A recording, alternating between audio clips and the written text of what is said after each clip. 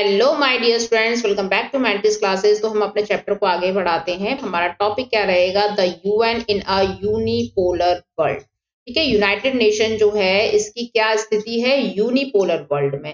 पहले क्या है, वर्ल्ड बाइपोलर हुआ करता था जब यूएसएसआर हुआ करता था, लेकिन अब यूएसएसआर क्या हो चुका है, डिसइंटीग्रेट हो चुका है, खत्म हो चुका है। अब वो 15 देशों में विभाजित हो चुका है। तो अब यूनिपोलर यानी सिर्फ एक ही वर्चस्व बचा है पूरे वर्ल्ड में, यानी एक ही पावर बची है, एक ध्रुवीय पावर जिसको हम बोल सकते हैं। वो क्या है?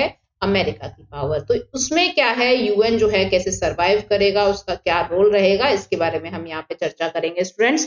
तो यहाँ पे हम देखेंगे, देखो जैसे कि इसकी जो ढांचे के बारे में हमने देखा कि क्या क्या जो है सुधार होने चाहिए। सबको पता है कि भाई क्या सुधार होने चाहिए, लेकिन यहाँ पे सुधारों की बातें मैंने आपको कई बार बताई है कि सुधारों की बातें तो कई बार की जा चुकी हैं, लेकिन कितना ये संभव है इसके बारे में, मतलब काम करने के बारे में यहाँ पे किसी को कोई अता पता नहीं है। और अमेरिका जैसे कंट्री की पावर रहते हुए ये कितना पॉसिबल है, क्योंकि अमेरिका क्या है, एक बहुत ही पावरफुल कंट्री है विदाउट एनी सीरियस राइवल्स। इससे कोई टक्कर भी नहीं ले सकता। क्यों नहीं ले सकता? क्योंकि भाई इसकी मिलिट्री बहुत अच्छी है, इसकी आर्थिक स्थिति बहुत अच्छी है, मतलब हर फील्ड में ये डोमिनेट करता है वर्ल्ड को। तो इसीलिए है कि यहाँ पे इससे कोई टक्कर ना ले। तो ये कितना पॉसिबल है, कहने का मतलब क्या है कि यूएन में अगर कोई सुधार की बात की भी जाती है तो उसमें अगर यूएस ने टांग अड़ा दी कि नहीं ये काम ऐसे नहीं होना चाहिए, तो क्या उसको यूएन करेगा? है ना। तो यहाँ पे ये क्वेश्चन ऐसे उठता है। उसके बाद यहाँ पे वही बोल रहा है कि किस तरीके से अगर यूएस जो है वो चाहेगा, मतलब कैसे जो संतुलन है एक बनाया जा सकता है, कैसी इसकी जो भूमिका है पूरे वर्ल्ड में यूएन जो है बिल्कुल इक्वालिटी से निभाए। ठीक है, कि जैसे वो यूएस के साथ रहता है ऐसे ही वो और कंट्रीज के साथ रहे। तो क्या ये पॉसिबल है? क्या ऐसा नहीं है कि यूएन का जो झुकाव है, जो एक लगाव जिसको हम बोल सकते हैं, वो किसकी तरफ है? वो यूएस की तरफ ज्यादा है। तो इसीलिए अमेरिका क्या है, एक तरीके से क्या कर रहा है, अपनी मनमानी करता है यूएन के अंदर। ठीक है, ये सब बताया गया है और ये सारी चीजें जो है हम एविडेंसेस में देखेंगे भी। आपका जो चैप्टर 3 है ना, जो अभी आज की डेट में डिलीट हो चुका है, हेजिमनी ऑफ यूएस की जो पावर है, वहां पे आप देख सकते हो उस चैप्टर में, वैसे डिलीटेड है लेकिन अगर आपको पढ़ना है ना कि यूएस जो है वो कैसे अपनी मनमानी चलाता आ रहा था, तो उसमें बहुत सारे ऐसे केसेस हैं जहां पे बताया गया है कि अमेरिका ने अपनी हेजिमन दिखाई है। ठीक है, तो इन्हीं सब चीजों को देखते हुए, यूएस की जो पावर को देखते हुए, तो यूएन क्यों नहीं उसके इन्फ्लुएंस में रह सकता? बिल्कुल रह सकता है, क्योंकि यूएस के द्वारा ही एक तरीके से इसको रिकमेंड किया गया था, इस बॉडी को बनाया गया था। और जो यूएन है वो क्यों इतना ज्यादा उससे प्रभावित है अमेरिका से, इसके पीछे कारण भी यही है स्टूडेंट कि सबसे पहले तो यहाँ पे हम देखेंगे कि जैसे ही सोवियत यूनियन का जो डिसअपेरेंस हो जाता है, उसके खत्म होने के बाद, उसकी डिसअपेरेंस हो जाने के बाद किस तरीके से जो यूएस है वो वर्ल्ड में एक सुपर पावर बन के आता है।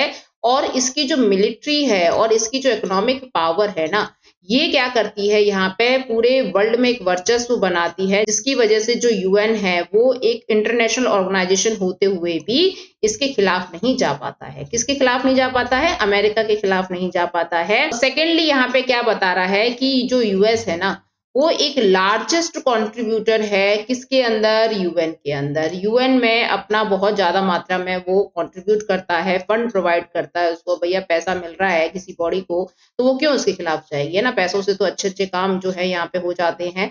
तो ऐसे करके मतलब कहने का है कि कोई कितनी भी बड़ी बॉडी है, लेकिन उसका जो फंड जो बन रहा है, उसकी जो इकोनॉमिक स्थिति अगर स्ट्रांग हो रही है, तो उसका तो भाई उसका तो झुकाव बनता है उसकी तरफ। तो यहाँ पे इसी चीज का जो फायदा है वो कौन उठाता है? वो यूएस उठाता है। ठीक है, और अगर देखा जाए ना तो यूएन के अंदर जो भी, जैसे वर्ल्ड बैंक है ना, जैसे आईएमएफ है, जो भी पैसे से रिलेटेड जो एजेंसीज हैं या जो भी ऑर्गेनाइजेशंस काम कर रहे हैं, वो मोस्टली जो है अमेरिका के वॉशिंगटन में ही लोकेटेड है। और अमेरिका के जो लोग हैं, जो नागरिक हैं, वही यहाँ पे मेंबर बने हुए बैठे हैं बहुत सारी एजेंसीज में, ऑर्गेनाइजेशंस में यूएन के अंदर। ठीक है, तो ये भी एक प्रभाव डालता है यूएन के ऊपर, है ना। तो क्योंकि सबसे ज्यादा जो कंट्रीब्यूशन भी किसका है? यूएस का है। और सबसे ज्यादा जो मेंबर्स हैं जो वहां पे काम कर रहे हैं, वो भी कहाँ के हैं? यूएस के ही हैं। ठीक है, और अगर कोई इशू उठता भी है जहां पे जो परमानेंट मेंबर है, नॉन परमानेंट मेंबर जो हैं, अगर वो किसी चीज की हामी भरते हैं कि ये काम ऐसे होना चाहिए, तो वहां पे अगर यूएस को पसंद आ रहा है तो हो जाएगा, अदरवाइज वो अपनी वीटो पावर को यूज कर लेगा। ये तो मैंने आपको बताया ही था कि वीटो पावर तो मतलब बहुत बड़ी पावर है, एक बहुत तगड़ा हथियार है इन लोगों के हाथ में। क्या चीज? अगर कोई बात मनमानी है, चाहे वो गलत है, ठीक है, चाहे वो सही है, सही बात को तो भाई देखो सब खुशी-खुशी स्वीकार कर लेंगे, लेकिन गलत बात के लिए अगर कोई अपोज़िशन में आ रहा है, लेकिन उसको भी अगर आपको सही साबित करना है, तो क्या यूज़ करो भाई, वीटो पावर को यूज़ कर लो, आपका काम बन जाएगा। यहाँ पे परमानेंट मेंबर के पास यही एक चीज़ है।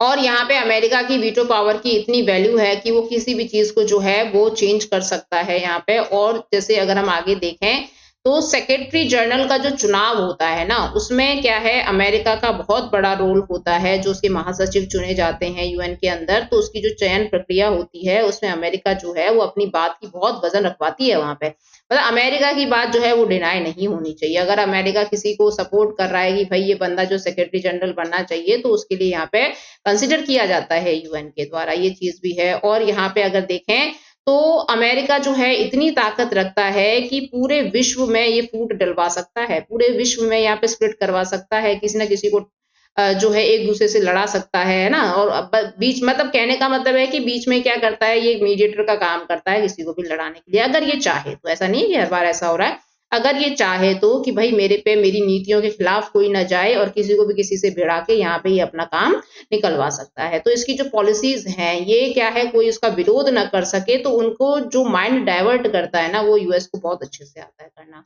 यहाँ पे हम ये एक कार्टून देख लेते हैं। देखो ये क्या है, यहाँ पे यूएस के प्रेसिडेंट हैं और यहाँ पे यूएन है। एक हाथ में इनकी क्या है, यूएन है और एक हाथ में जो ये ग्लव पहन रखा है ना, वॉर का ये है। ठीक है? तो ये क्या बोल रहे हैं, देखो यहाँ पे पढ़ो, if the right one don't get you. यानी कहने का मतलब है कि अमेरिका को जब कोई बात मनवानी होती है पूरे विश्व से, तो वो किसका सहारा लेता है? वो यूएन का सहारा लेता है, यूएन के थ्रू बुलवाता है। यूएन में भाई उसके पास वीटो पावर है, वहाँ पे काम बन जाता है उसका। लेकिन अगर इसके मतलब इसके द्वारा भी अगर अमेरिका की जो बात है वो नहीं मानी जा रही है या काम नहीं बन पा रहा है, जो अमेरिका अपनी मनमानी करवाना चाहता है वो नहीं हो पा रहा है, तो वो क्या करेगा, वो दूसरा हाथ यूज़ करेगा। दूसरे हाथ में क्या है, भई वॉर है, आ जाओ लड़ लो मुझसे।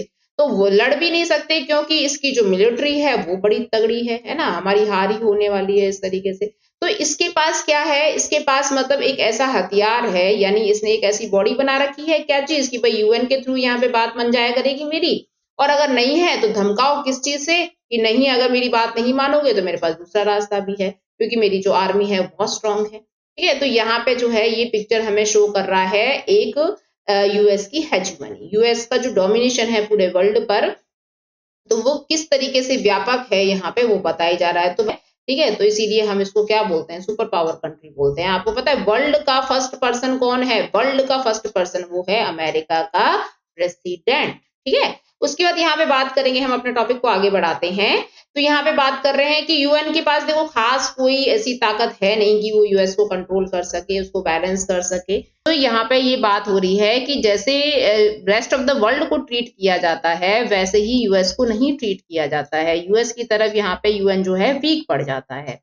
तो यही बात जो है ये समझने के लिए हमारे लिए है यहाँ पे कि क्या चीज़ ये सही है, क्या इसमें रिफॉर्म्स होने चाहिए, बिल्कुल 100% होने चाहिए। ठीक है? तो लेकिन अभी तो ख़ैर नहीं है इतना कि इतना डोमिनेशन अमेरिका जो है वो यूएन के अंदर रखता है, क्योंकि बाकी के जो कंट्री हैं वो भी बहुत पावरफुल बन चुके हैं। लेकिन एक समय पे ये पूरे वर्ल्ड पर अपनी हेजेमनी रखता था। ठीक है? आगे हम देखेंगे यहाँ पे कि जो यूएस के जो लीडर्स हैं ना, वो यूएन में मतलब जो अभी देखो यूएस के जो लीडर्स हैं वो मोस्टली सारे उसके जो एजेंसीज़ हैं, उसके जो इंस्टीट्यूशंस हैं वहाँ पे बैठे हुए हैं। तो वो खूब क्रिटिसाइज़ करते हैं, किसको, यूएन को। यूएन को खूब डाँट-फटकार जो है ये लगाते हैं। लेकिन यहाँ पे जो 190 कंट्रीज़ को डील कर रहा है यूएन, तो यहाँ पे इनकी बात सुनी भी जाती है कि भैया ये कुछ भी बोल देते हैं यहाँ पे यूएन को। लेकिन यूएन जो एक काम क्या कर रहा है, 190 नेशन, वैसे तो 193 कंट्रीज़ है, लेकिन 190 नेशंस को ये यहाँ पे डील कर रहा है। यहाँ पे इनके कॉन्फ्लिक्ट्स हैं, इनके सोशल एंड इकोनॉमिक जो डेवलपमेंट है, इसके बारे में यहाँ पे बात की जाती है।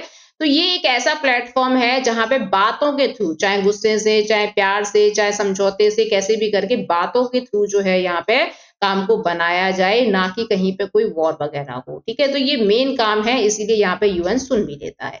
तो यहाँ पे जो अमेरिका का जो रवैया है, जो अमेरिका की जो नीतियाँ हैं ना, उनका जो उनको जो रोकने की क्षमता है ना, वो भी यूएन के पास ही है। यूएन देखो, यूएन क्या है? यूएन ऐसा नहीं है कि कोई पर्सन एक अलग से बैठा हुआ है। ये सारे कंट्रीज़ के ही लोग बैठे हुए हैं, जो मैंने अभी आपको बताया कि भई 5 परमानेंट मेंबर हैं, 10 नॉन परमानेंट मेंबर हैं, अलग-अलग कंट्रीज़ से यहाँ पे आके बैठे हुए हैं। तो ये सारे यहाँ पे क्या करते हैं, जो इसकी नीतियाँ हैं, अमेरिका की अगर कोई गलत नीति है या अमेरिका कोई गलत चाल चलना चाहता है तो यहाँ पे इसको स्टॉप भी कर सकते हैं। इसको मतलब एक तरीके से बोलेंगे कि भाई ये इस तरीके का एटीट्यूड क्यों दिखाए जा रहे हैं, इस तरीके की पॉलिसीज क्यों बनाई जा रही हैं, ये गलत है। तो यहाँ पे अमेरिका के अंदर एक बैलेंस ऑफ पावर बनाने के लिए भी यूएन का बहुत इंपॉर्टेंट रोल है। एक बीच का रास्ता जो है यहाँ पे यूएन निकालने की पूरी कोशिश करता है, यूएन के अंदर जितने भी जो अलग कंट्रीज हैं, ठीक है, अमेरिका के अलावा। मतलब यूएन के अंदर जितने भी अदर जो कंट्रीज के मेंबर्स बैठे हुए हैं, तो यहाँ पे ये इसको सलाह मशुरा भी दे सकते हैं, कोई बीच का रास्ता जो है निकाला जा सकता है, कोई बात जो है कही या सोची जा सकती है, ठीक है ना। तो यहाँ पे यही एक प्लेटफॉर्म है। अदरवाइज अमेरिका जो है अपनी तानाशाही करता रहेगा, अपनी डोमिनेशन दिखाता रहेगा, तो उसको कोई कुछ भी नहीं बोल सकता है, क्योंकि वो अपने पावर के दम पे सब करता है।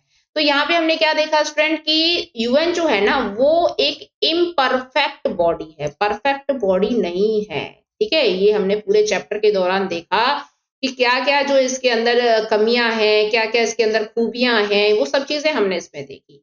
तो यहाँ पे कहने का मतलब है कि इस चैप्टर का जो पूरा निचोड़ है ना वो यही निकलता है कि अगर ये ना हो, देखो ये हमें पता लगा कि ये इम्परफेक्ट बॉडी है क्योंकि इसका जो झुकाव है कुछ कंट्रीज की तरफ ज्यादा है, कुछ की तरफ नहीं है। लेकिन अगर ये ना होना तो पूरा जो वर्ल्ड है वो बहुत ज्यादा वर्स्ट हो जाएगी, इसकी जो कंडीशन है, क्योंकि कोई एक लगाम लगाने वाला रहेगा ही नहीं, है ना। अभी आज की डेट में क्या है, चलो ठीक है, कुछ कमियां खूबियां हैं, बहुत सारे रिफॉर्म्स भी अगर हम लोगों ने डिस्कस यहाँ पे कर लिए, होने भी चाहिए, है ना, ये सब चीजें हमने देखी। लेकिन इसके बिना भी देखो ना कि यहाँ पे हर कंट्री के ऊपर कोई भी बाउंडेशन नहीं रहेगी, कोई किसी पे आक्रमण कर रहा है, कोई उनको बीच बचाव करने वाला नहीं होगा। तो इसके बिना भी यहाँ पे वर्ल्ड जो है वो बहुत ज्यादा यहाँ पे अशांति फैल सकती है। तो चाहे भले ही अच्छे से काम नहीं हो पा रहा है, 100% परफेक्शन नहीं यहाँ पे मिल पा रहा है, लेकिन कुछ तो हो रहा है। तो इससे क्या हो रहा है कि यहाँ पे जितने भी समाज है, दुनिया में जितने भी समाज हैं, जो भी उनके बीच में इश्यूज चलते हैं, तो यहाँ पे ये एक तरीके से इंटरडिपेंडेंस का काम करते हैं। यहाँ पे लोग जो है एक दूसरे से जुड़ गए हैं, एक दूसरे के ऊपर यहाँ पे निर्भरता बढ़ती जा रही है, चाहे वो ट्रेड के मामले में ले लो, चाहे वो सोशली, कल्चरली, इकोनॉमिकली, जो भी ग्लोबलाइजेशन होता है जिसको हम बोलते हैं, तो ये किसके थ्रू हो पाया है, एक तरीके से यहाँ पे जो कंट्रीज हैं ये जुड़ते चले गए हैं समाज से, दुनिया से, उस वजह से हो पाया है।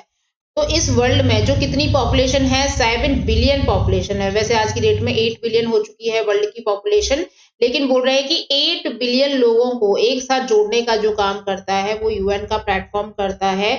और यहाँ पे जितने भी संगठन है ना यूएन के अंदर, तो वो क्या है, वो दिन ब दिन अच्छा ही काम करते जा रहे हैं, उनके ऊपर लोगों की जो निर्भरता है ना वो बढ़ती ही जा रही है। तो इसीलिए यूएन का जो भी इम्पोर्टेंस है वो भी बढ़ता जा रहा है। यहाँ पे क्या हो रहा है, इसका जो इंटरडिपेंडेंस है, मतलब इसके ऊपर जो इंटरडिपेंडेंस है हमारा बढ़ता जा रहा है। तो क्यों, क्योंकि यूएन जो है अभी बहुत सारी ऐसी संस्थाएं हैं, बहुत सारे ऐसे एनजीओज हैं जो मतलब लोगों के लिए काम करते हैं, लोगों के डेवलपमेंट के लिए काम करते हैं। तो इस वजह से यहाँ पे जो उन लोगों को जब कुछ भी समझ में नहीं आता है, कंट्रीज को कोई भी प्रॉब्लम का सॉल्यूशन जब नहीं मिलता है, तो वो यूएन के पास मतलब यूएन से हेल्प लेते हैं, और यूएन हेल्प करता भी है। तो यहाँ पे जितनी भी सरकारें हैं, देशों की जो सरकारें हैं, उनको मतलब क्या करना चाहिए, यूएन को सपोर्ट करना चाहिए। यूएन के जितने भी ऑर्गेनाइजेशंस हैं उसमें जो काम होता है उसका समर्थन करना चाहिए, उसके इम्प्रूवमेंट की बात करनी चाहिए, ठीक है। तो ये जो सारी चीजें हैं ये हमको क्या कर सकती हैं, हमारे अच्छे के लिए काम कर सकती हैं, हमारे हित के लिए काम कर सकते हैं, हमारे इंटरेस्ट के लिए काम कर सकते हैं। और इसका जो काम है वो एक इंटरनेशनल कम्युनिटी के रूप में हो सकता है बहुत, क्योंकि हमारी जो कम्युनिटी है बहुत बड़ी है अगर हम यूएन के हिसाब से देखें, क्योंकि उसके अंदर जितने कंट्रीज हैं 193 कंट्रीज अगर उसके अंदर रजिस्टर्ड हैं, तो वो सारे के सारे कंट्रीज की जो भी बिरादरी है वो एक ही मानी जाती है। यहाँ पे हम सारी चीजों को, अपने इश्यूज वगैरह को यहाँ पे मतलब यहाँ पे कंसिडर किया जाता है, हमारी सारी समस्याओं को, और इसका निचोड़ भी यहीं पे निकाला जाता है स्टूडेंट, ठीक है। तो हमने क्या देखा, हमने जितने भी यूएन की जो रिफॉर्मेशन थी वो हमने देखी, यूएन के स्ट्रक्चर में क्या चीज होनी चाहिए, क्या चेंज आना चाहिए वो हमने देखा, ठीक है। क्या क्या इसकी परेशानियां हैं, किसकी तरफ इसका ज्यादा झुकाव है, जो नहीं होना चाहिए लेकिन ये पाबंद है, वो भी हमने देखा। तो इसके लास्ट में हमें क्या मिला, मतलब ये चैप्टर जो है इसका हमें लास्ट में कंक्लूजन क्या मिला कि भाई यूएन का होना बहुत जरूरी है, चाहे भले ही उसमें कुछ कमियां हैं, उन कमियों को हम मतलब दूर कर सकते हैं, खत्म कर सकते हैं, उसके लिए हमें काम करना पड़ेगा। लेकिन ऐसा नहीं है कि यूएन जो है वो बिल्कुल काम नहीं करता, उसका होना बिल्कुल बेकार है, ऐसा नहीं है, ठीक है। तो हम ये बोल सकते हैं कि पूरे वर्ल्ड की जो लास्टली होप होती है ना वो यूएन की बॉडी ही होती है, उसके अंदर जितनी भी संस्थाएं हैं जो हमारे लिए काम कर रही है वही हमारे लिए काम कर सकती हैं, ठीक है। अब हम यहाँ पे देख लेते हैं इसके कुछ ऑर्गेनाइजेशंस। तो पहला है यहाँ पे ह्यूमन राइट वॉच। तो इसके नाम से ही पता लग रहा है कि ये ह्यूमन राइट्स की वॉच करता है, मतलब उन पे नजर रखता है, उनको देखता है। तो ये एक एनजीओ है और ये काफी इंपॉर्टेंट रोल प्ले करता है ह्यूमन राइट्स के प्रोटेक्शन के लिए यहाँ पे, ठीक है। और ये किसका एनजीओ है स्टूडेंट? ये अमेरिका का। ये एक तरीके से ग्लोबल अटेंशन देता है, ये मीडिया में सारी चीजें जो है वो कवर करता है, किससे रिलेटेड कि भाई कहीं पे जो ह्यूमन राइट्स है उनका एक्सप्लॉयटेशन तो नहीं हो रहा है। और यहाँ पे जो है इंटरनेशनल कोलिशन भी बनाता है। ये किसके लिए बनाता है? ताकि जो लैंड माइनिंग हो रही होती है, यानी सुरंगों, जो बारूदी सुरंगें होती हैं जिनका खनन किया जाता है, जिनको खोदा जाता है, तो उसमें क्या है, जो लोगों को इस्तेमाल ये लोग करते हैं तो बहुत लोग इसमें मर जाते हैं। तो यहाँ पे क्या है, ये जो कैंपेन है इसको यहाँ पे रोकने की बात करता है। एंड यहाँ पे जो चाइल्ड सोल्जर्स होते हैं, मतलब बच्चों को जो है यहाँ पे सोल्जर्स का काम करना पड़ रहा है, सैनिकों का काम करना पड़ रहा है, तो उसके लिए यहाँ पे जो इनको दंड मिलना चाहिए, जो इनको सजा मिलनी चाहिए, जो लोग बच्चों को ऐसे एक्सप्लॉइट करते हैं, तो उनके लिए यहाँ पे क्या करता है, क्रिमिनल जो रिकॉर्ड है इनका तैयार करता है, उनको यहाँ पे प्रेजेंट भी करता है, ठीक है। तो ह्यूमन राइट वॉच का काम क्या हो गया स्टूडेंट? ये एक एनजीओ है, ये अमेरिका से रिलेटेड एनजीओ है। ये ह्यूमन राइट्स यानी मानव के अधिकारों का अगर उल्लंघन हो रहा है, ठीक है, अगर उनको कोई एक्सप्लॉइट कर रहा है, कोई उन पे नुकसान पहुंचा रहा है, तो वहां पे इसकी ये एक तरीके से निगरानी रखता है। और यहाँ पे क्या है, इनको न्यूज़ में और मीडिया में सबको कवर करता है ताकि ग्लोबली उनके बारे में पता रह सके। और ये यहाँ पे मेन इंपॉर्टेंट इसके एग्जाम्पल के रूप में 2 काम दे रखे हैं कि ये कैंपेन चलाता है कि लैंड माइनिंग जो होती हैं, जो सुरंगें होती हैं, उनके लिए काम करे। और यहाँ पे जो बच्चों को सैनिक बना के जो वहाँ पे काम करवाते हैं, एक तरीके से टेररिज्म टाइप का ही काम ले लो ये, तो यहाँ पे इसको रोका जा सके, ठीक है। उसके बाद नेक्स्ट हम देखेंगे, यहाँ पे बात हो रही है किसकी? एमनेस्टी की। तो ये भी एक एनजीओ है स्टूडेंट, ठीक है। और यहाँ पे ये भी क्या काम करता है? ये भी ह्यूमन राइट्स प्रोटेक्शन की बात करता है, ह्यूमन राइट्स, मानव के अधिकारों की रक्षा हो सके उसके लिए अभियान चलाता है ये जो संगठन है, और उससे जुड़ी जो रिपोर्ट्स हैं उनको तैयार करता है, ठीक है। लेकिन जो सरकार है उसको इसके काम जो है थोड़ा कम पसंद आते हैं। क्यों? क्योंकि ये हर कंट्री की जो सरकार है, जितने भी कंट्री इसके अंडर में आते हैं, उनकी सरकारों को ये डिस्क्लोज करता है, उनके कामों को डिस्क्लोज करता है। अगर वो अपने सिटीजन्स के साथ अच्छे से बिहेव नहीं कर रहे हैं, अपना अथॉरिटेरियन जो चीजें हैं उसको चला रहे हैं, तो यहाँ पे जो है इसको ये उजागर करता है। तो गवर्नमेंट का जो दुर्व्यवहार है उसको उजागर करता है। तो मतलब कहने का मतलब है कि ये जो रिपोर्ट तैयार करता है ये मानव के अधिकारों से रिलेटेड होती है। और जितने भी इंस्टीट्यूशंस वगैरह या जितने भी ऑर्गेनाइजेशंस हैं इसको जुड़े हुए हैं, ये सारे के सारे जो है एक इम्पोर्टेंट रोल प्ले करते हैं ह्यूमन राइट्स को बचाने के लिए, ठीक है। तो ये मतलब ह्यूमन राइट वॉच एंड ये एमनेस्टी का थोड़ा मिला-जुला सा ही काम है। ये इनके साइन जो सिंबल हैं इनको ज़रूर याद रखना आप। यहाँ पे ये मोमबत्ती है ना? ये प्रकाशित हो रही है लेकिन ये काँटों से घिरी हुई है, ऐसे करके याद रखना। और यहाँ पे जो ये तो लिखा ही है खैर। नेक्स्ट बात करेंगे हम आईएईए के बारे में। तो इसका फुल फॉर्म क्या है? इंटरनेशनल एटॉमिक एनर्जी एजेंसी, ठीक है, जिसको शॉर्ट में आईएईए भी बोलेंगे। और ये इसका जो एस्टेब्लिशमेंट है ये कब हुआ था? ये 1957 में हुआ था। इसका जो हेडक्वार्टर है वो कहाँ पे है? वो वियना में है, ऑस्ट्रिया के अंदर। लिख लेना, इसमें नहीं लिखा हुआ है। और ये जो है यहाँ पे क्या है, इसको क्यों बनाया गया था? तो इसको बनाया गया था कि जो भी न्यूक्लियर वेपन्स होते हैं उनका जो इस्तेमाल होता है वो शांति प्रिय तरीके से हो सके। पहली बात तो न्यूक्लियर वेपन्स का इस्तेमाल करना ही नहीं है।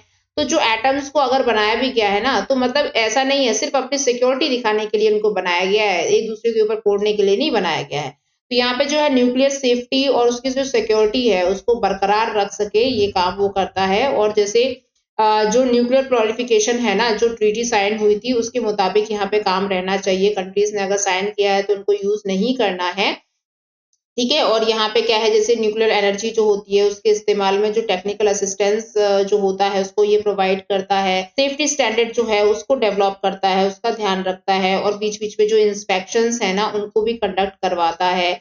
और अगर कोई कंट्री जो है वो न्यूक्लियर टेक्नोलॉजी के बारे में नहीं जानता है, तो उसको भी क्या है वो उसको समझाने में उसकी मदद करता है, ठीक है। तो ये जो सारे काम है ये आईएईए के है स्टूडेंट। और इसके मुताबिक अगर हम देखें तो जो न्यूक्लियर एनर्जी का जो इस्तेमाल है ना वो मतलब फायदा हासिल करने के लिए होता है, ना कि किसी कंट्री को नुकसान पहुंचाने के लिए होता है। और साथ ही साथ यहाँ पे जो वेपन्स हैं उनका पूरी तरीके से जानकारी देने के लिए होता है कि भाई जो ये न्यूक्लियर वेपन्स होते हैं ये कितने खतरनाक होते हैं, अगर इसका इस्तेमाल करेंगे तो उसकी जानकारी भी ये प्रदान करता है।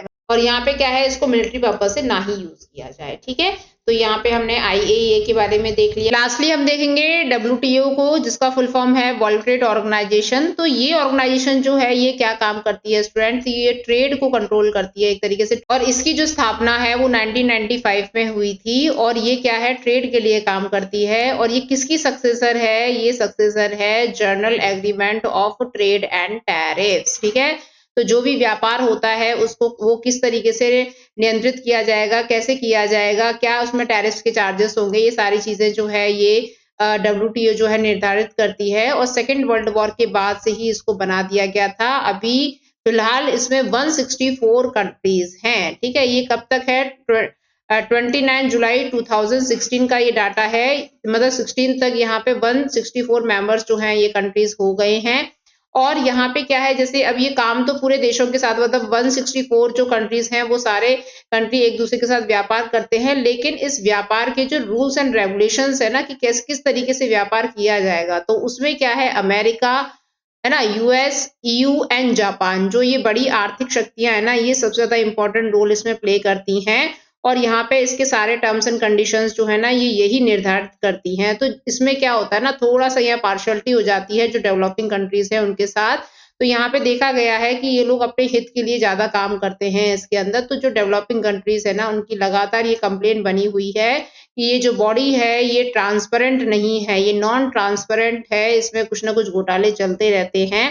तो जिसकी वजह से जो ये बड़ी जो आर्थिक शक्तियां हैं, जो बड़े-बड़े जो देश हैं, जिनकी जो GDP है काफी बड़ी है, तो वो अपनी पावर को यहाँ पे दर्शाते हैं। ये किसकी कंप्लेन है, ये डेवलपिंग कंट्रीज की कंप्लेन है स्टूडेंट, क्योंकि ये 164 कंट्रीज का पूरा एक ऑर्गेनाइजेशन है। तो इसमें सारे डेवलप्ड कंट्रीज तो होंगे नहीं, है ना। तो एक तरीके से यहाँ पे जो ट्रेड के साथ जो संबंध बनाए जाते हैं, जिन भी कंट्रीज के साथ कोई भी इंपोर्ट एक्सपोर्ट वगैरह जो भी चीजें होती हैं, तो उसमें जो डेवलप्ड कंट्रीज हैं वो अपना थोड़ा ज्यादा हित इसमें रखते हैं। ठीक है, और इससे पहले जो है मैंने आपको वर्ल्ड बैंक के बारे में बताया था, और भी ऐसी एजेंसीज हैं जो आप इसमें मेंशन कर सकते हो, जैसे WHO वगैरह है वो आप डाल सकते हो, यूनिसेफ है, यूनेस्को वगैरह है। तो ये सारे क्या है, इसके संगठन है स्टूडेंट। ठीक है, तो यहाँ पे आपका जो चैप्टर है ये होता है फिनिश। अगर आपको इस चैप्टर से रिलेटेड कोई क्वेश्चन क्वेरी है या कुछ भी आपको समझ में नहीं आया है, तो आप बिल्कुल जो कमेंट बॉक्स में डाल देना।